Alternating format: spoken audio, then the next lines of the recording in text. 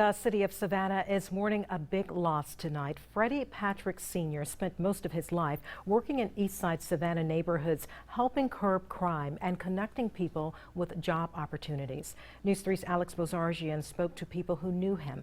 She is live in our newsroom tonight with a look at his legacy in our community report.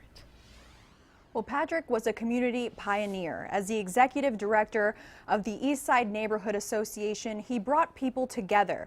And friends that are close to him say that he inspired real change in Savannah.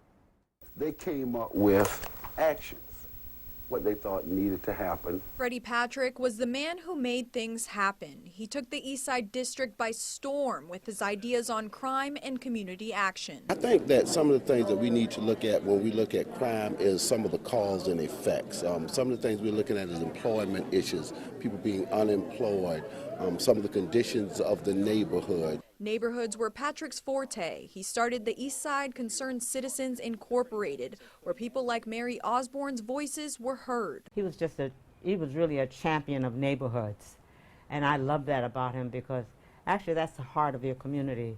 Osborne says Patrick was like community glue. He brought all walks of life together. His association provided services for seniors, job training, and even health screenings. He engaged the seniors in many activities at the center, and I thought that was a great thing because seniors are often isolated and left alone, and he made sure they were involved with playing cards and that kind of thing. In 2004, Patrick served on Savannah's first ever Citizens Crime Task Force. He believed in tackling violence at its root, getting people off the streets and into good paying jobs. That's Freddie. That was him. He believed in giving people a chance, an opportunity, not to stigmatize them or criminalize them. He wanted to give them an opportunity, and that was all Freddie. Thomas says he showed up for people and wasn't afraid to tell public officials what needed to be done. We're going to miss Freddie. It's going to be such a gap because he brought together so many people and helped so many people. It's hard. It's really hard. Citizens Incorporated still holds monthly meetings at the W.W. Wells building on East Bolton Street. Right now, the funeral arrangements for Freddie Patrick have not been set.